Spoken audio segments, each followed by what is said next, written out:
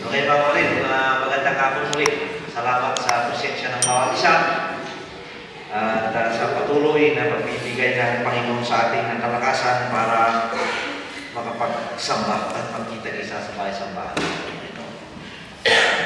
Ang ating title, ang titulo ng ating pag-aaral sa hapon ito, ang pagmamahal ni Jesus para sa Jerusalem. At ito ay matatagpuan sa Lucas chapter 13 verses 31 to 35. Pwede pang nanyan kung natin tumayo para basahin natin text natin sa hapon. Ang pagmamahal ni Jesus para sa Jerusalem. Luke chapter 13 verses 31 to 35. Dumating noon ang ilang Pariseo at sinabi nila kay Jesus, "Umalis na kayo rito dahil gusto kayong ipapatay ni Herodes." Subalit sumagot siya, "Sabihin ninyo sa asong gubat na iyon na nagpapalayas pa ako ngayon ng mga demonyo at nagpapagaling ng mga may sakit.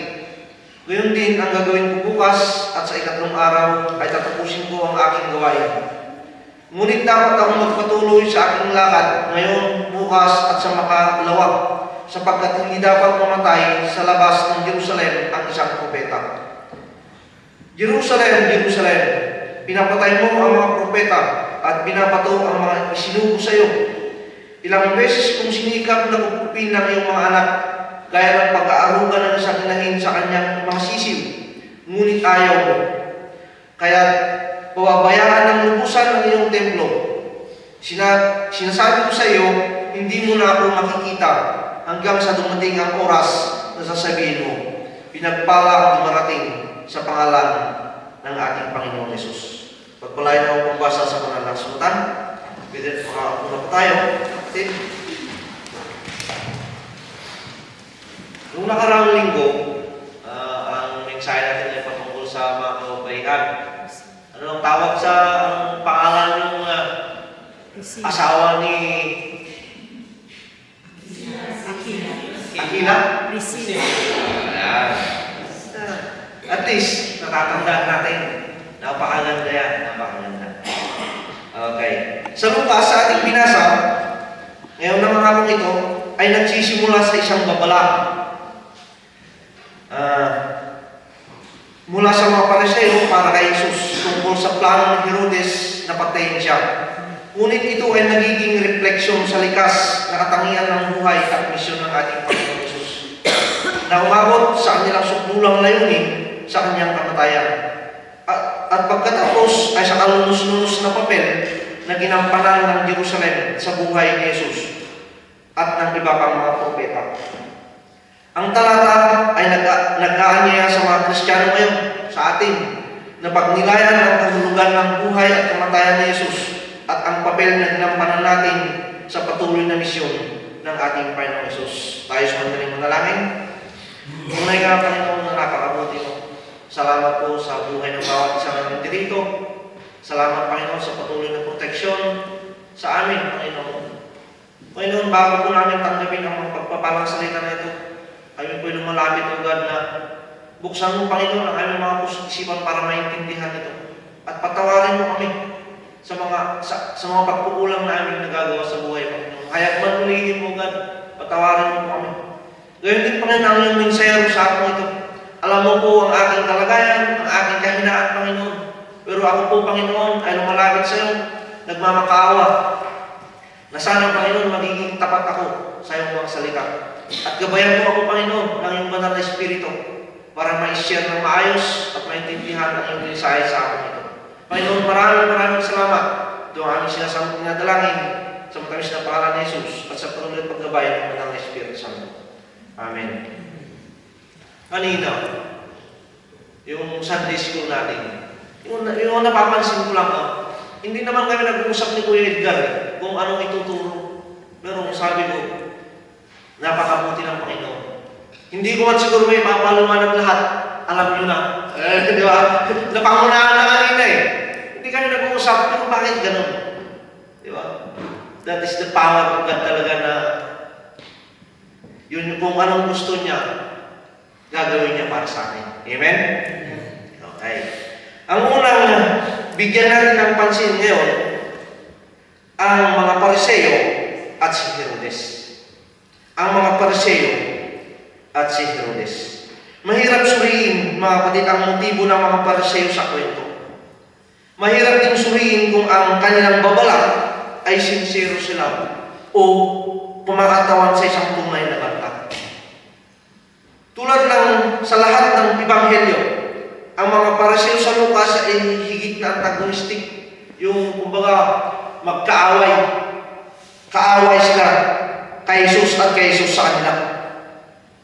Gayon naman, may mga pahiwatig ng mas positibong pagtanggap ng mga Pariseo sa ating Panginoong Yesus. Ito ay matatagpuan sa Luke chapter 7, verse 6. Inanyayahan ni si Jesus ng isa sa mga Pariseo upang makasalo niya. Pumunta naman siya sa bahay nito at dumulog sa wakat. At sa 14, verse 1, isang araw ng pamamahinga, si Jesus ay inanyahang kumain sa bahay ng isang pinuno ng Pariseo at binantayan nilang mabuti ang kanyang kilos.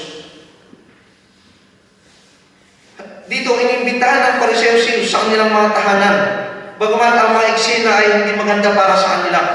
At dito sa Gawa 15:5, sabi, ngunit tumayo naman ang ilang mananampalataya kabilang sa pangkat ng mga Pariseo. Diba? Kasi hindi natin matutukoy dito kung anong klase ng mga Pariseo ang mga ito na pumunta sa ating Panginoong Diyos para bigyan ng babala.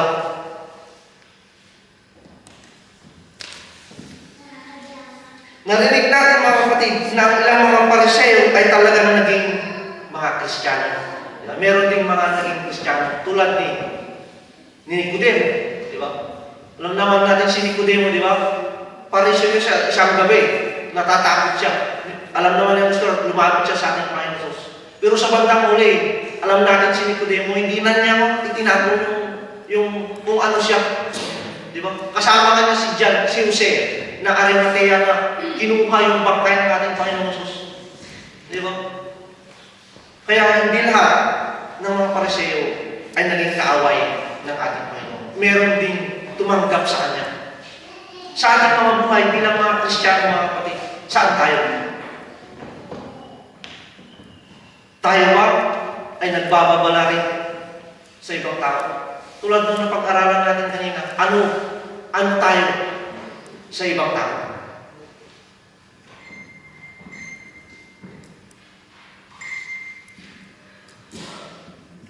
Sa kabilang banda, mga kapatid, ang kanilang ulat ay tila may problema. Sa Lucas 9:7-9, sabi dito, nabalitaan ni Herodes na pinuno ng Galilea ang lahat ng mga nangyari. Nabagabag siya sapagkat may nagsasabing muling nabuhay si Juan na tagapagbautismo. Sinasabi naman ng iba, nagpakita si Elias. May nagsasabi pang ang isa sa mga propeta noong unang panahon ay muling nabuhay. Ngunit sinabi ni Herodes, pinugutan ko na si Juan. Sino kaya ang lalaki ito? Marami na akong nabalitaan tungkol sa kanya, kaya sinikap niyang makita ang ating Panginoong Yesus. Sa Lucas chapter 23, verse 8-9, tuwang-tuwa si Herodes nang makita niya si Jesus. Matagal na niyang ibig makita ito sapagkat marami siyang nabalitaan tungkol dito. Umasa si Herodes na gawa si Jesus ng ilang himala at nais niyang makita iyon. Marami siyang itinanong kay Jesus, ngunit hindi ito sumagot ni minsan. Dito ay nagbumungkahi na ng interes ni Herodes kay Jesus ay hindi sa pagpatay sa kanya. At anang mabigyan ng pagkakataon na hatulan si Jesus sa ulat ng pasyon, tumanggi si Herodes na gawin. At mababasa natin ito sa Luke 23, verse 6-12.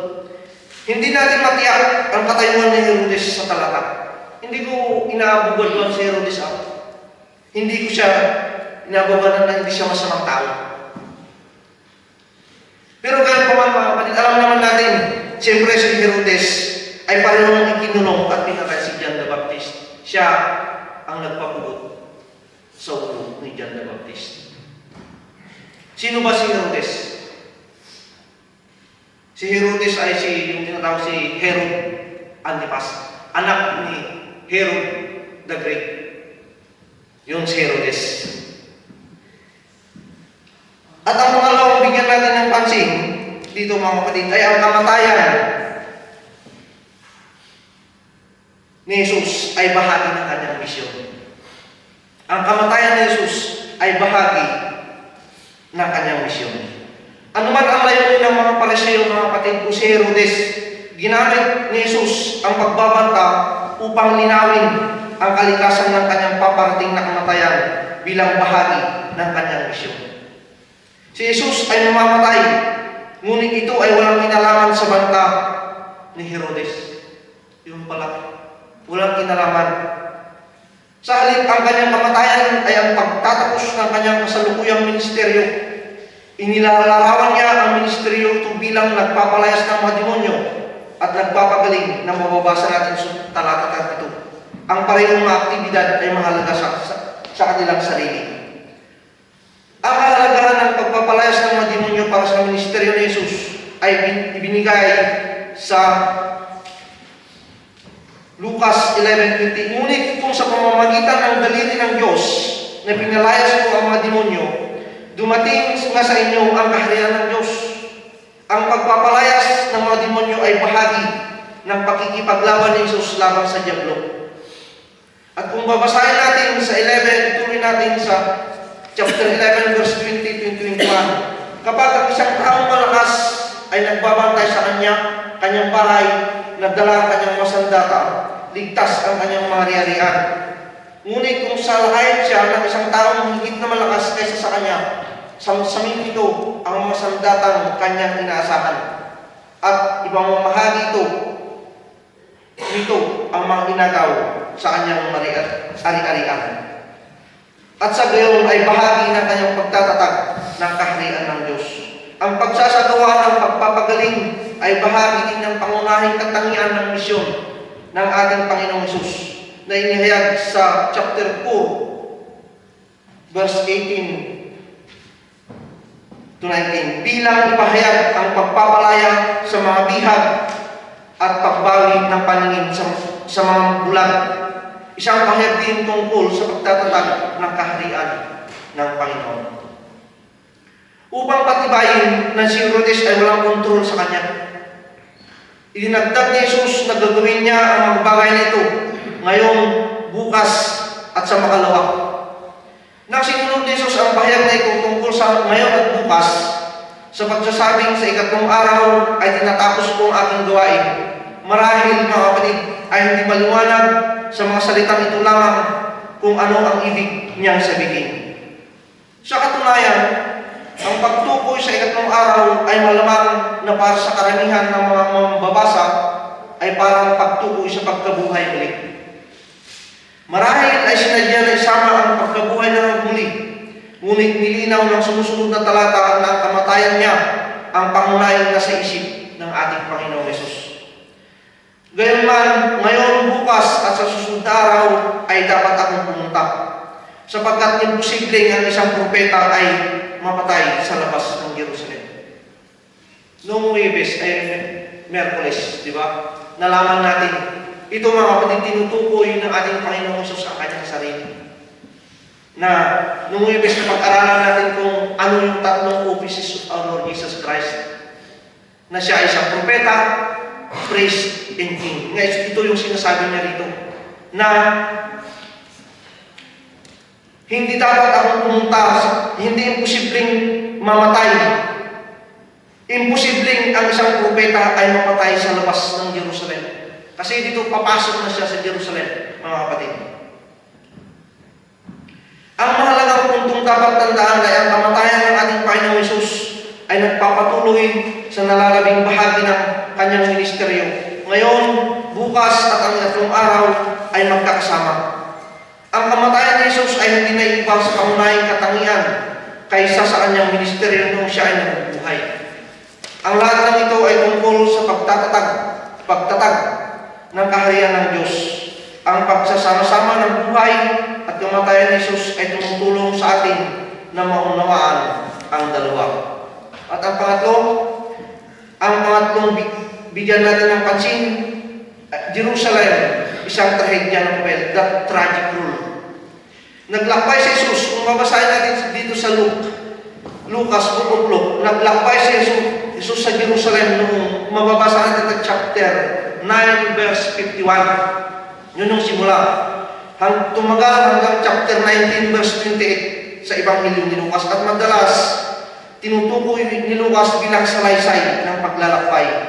Pero ang pagbanggit ni Jesus sa kanyang kamatayan doon ay umakay sa kanyang pag-isipan ang trahedya na ang Jerusalem ay nasa nakaraan ng Israel at magiging sa hinaharap ni Jesus. Kahit na ang papel nito ay kinakailangan gaya ng nililinaw sa pagtatapos ng talata 33. Ang makauluhang pagmumuni ni Jesus ay nagpapalit sa pagitan ng pagligtas at pagkahabag. Papasok na tayo sa verse 34. Dito tayo magkakaroon ng concentration, mga kapatid. Luke chapter 13 verse 34.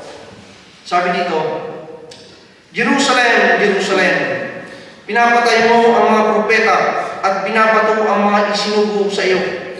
Ilang beses kong sinikap na kupkupin ang iyong mga anak, gaya ng pag-aruga ng isang inahin sa kanyang mga sisiw, ngunit ayaw. Mga kapatid, pwede natin kunin para i-apply sa ating mga sarili ito.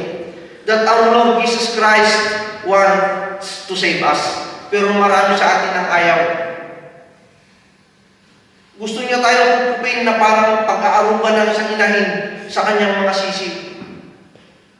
Nung bata ako, mga kapatid, sa Ilocos, nakakita na ako ng ganito eh.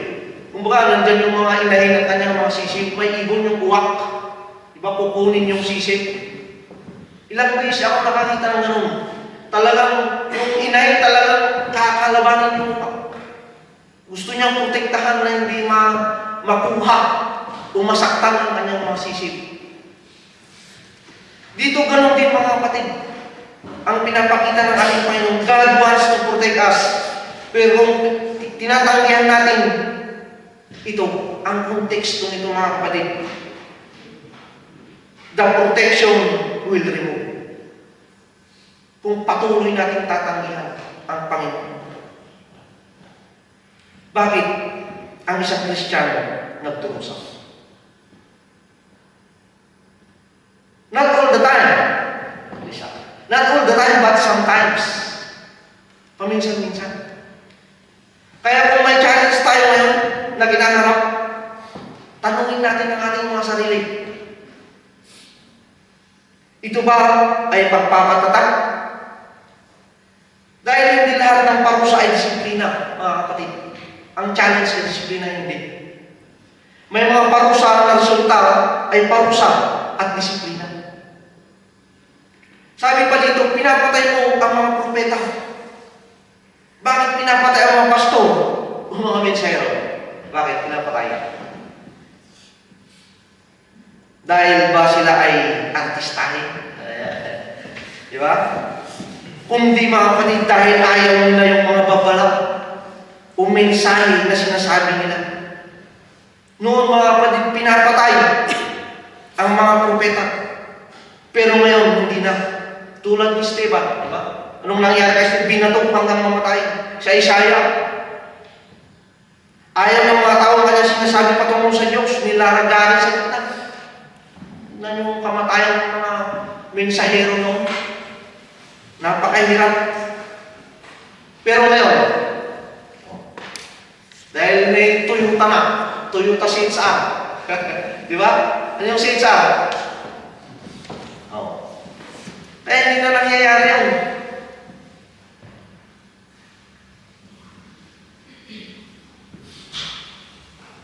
Kaya, ang ginagawa ng iba, lumilipat na lang. Pero mga kapatid, halos lahat naman ng propeta ay pinatay. Because the people do not want the message.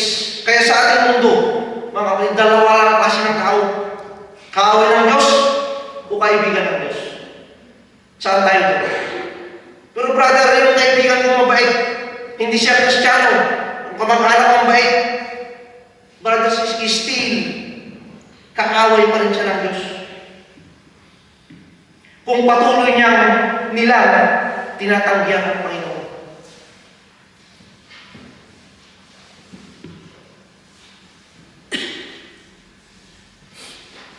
Kaya yung nangyari sa Israel, what happened to them when they reject the Messiah? Anong nangyari? Nung nag-preach na siya ng repentance and accept Jesus as Lord and Savior, nagalit na sila. Yun na yung dahilan kung bakit nila pinapako ang Panginoon. Nung nagpapagaling naman siya, nagpapakain siya, wala naman silang problema sa kanya eh. Di ba? Pero nung nagsabi, magsisi kayo sa iyong mga kasalanan. Yan na. Wala na silang magandang ginawa sa ating Panginoon. Subukan lang mo yung sabihin sa mga kaibigan natin, sa mga mahal natin sa buhay. Repent. Sabihin natin to sa kanila. Repent and accept Jesus as their Lord and Savior. Kung anong gagawin nila sa'yo. Di ba?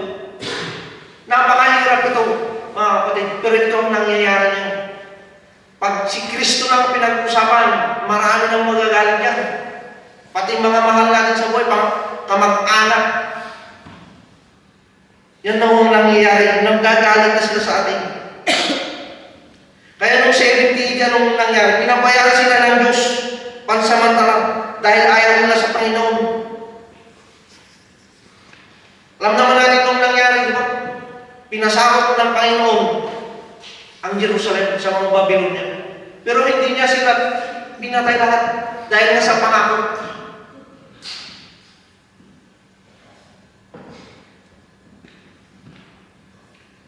But brothers and sisters, God wants to protect us. Nahihirapan ka ba ngayon? Meron bang nahihirapan ngayon? Sa sitwasyon? May pagsubok ba ngayon? Kapit lang mga kapatid sa Diyos dahil kaya niyang i-restore ang pangit natin sitwasyon. Minsan kasi tulad natin si Felipe. Alam mo si Felipe? Sabi ng Panginoon sa kanya, kahit tagal ninyo na akong kasama, Felipe, hanggang ngayon hindi mo pa ako kilala. Ang nakakita sa akin ay nakakita na sa Ama. Bakit sinasabi mong ipakita mo pa sa amin ang Ama? Kung minsan kasi ganyan tayo mga kapatid. Kaya napaka-importante na patuloy natin pag-aralan ng salita ng Diyos. Patuloy tayong makilahok sa mga gawain spiritual. Patuloy tayong makinig sa salita ng Diyos. Patuloy natin basahin, manalangin, lumapit sa ating Panginoon.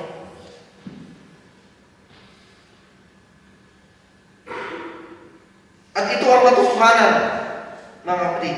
Ang Jerusalem, pagkatapos ng lahat, ay ang lugar na pipiliin pa rin ng Panginoon mong Diyos sa lahat ng iyong mga lipi bilang kanyang tahanan upang ilagay ang kanyang pangalan doon.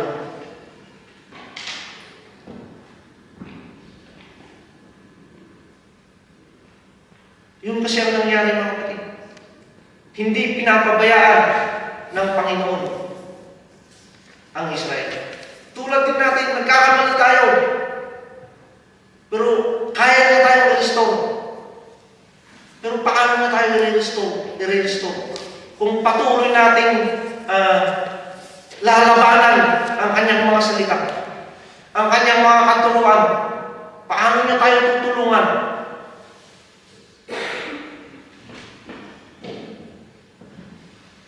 Ngunit, gayon pa man mga kapatid, ang parusahan ay nihayag sa verse 35. Sabi dito sa verse 35, kaya pababayaan na ng lubusan ang iyong templo. Sinasabi ko sa iyo, hindi mo na ako makikita hanggang sa dumating ang oras na sasabihin mo, pinagpalang dumarating sa pangalan ng Panginoon. Mga kapatid, dito makita natin na nagtapos si Jesus sa isang pagkilala ng Jerusalem ay kahit isang sandali ay makikilala siya. Tinutukoy niya dito ang kanyang matagumpay na pagpasok sa Jerusalem sa linggo ng Palaspas. At ito ang isang hamon sa ating mga kapatid. At dito na rin tayo magtatapos sa ating lahat. Sa ating lahat na dapat nating maintindihan ang misyon at kamatayan ni Jesus kung iisipin natin ay kalunos-lunos. Nakahanda lang ba tayo na maranasan ang krus ni Jesus o natatakot tayong harapin ang ating misyon dahil sa maraming banta sa buhay din natin? Maraming mga Herodes nagbabanta sa atin para hindi tayo makapagpatuloy. Mga kapatid, sa akong ito, tinatawag tayo ng mensahe ito na gawin ito sa pamamagitan ng pagsasaalang-alang kung ang ating buhay ay humantong sa krus na iyon. Ito lang po ang mensahe ng buhay sa ngalan ng Ama, ng Anak, at ng Banal na Espiritu Santo. Amen.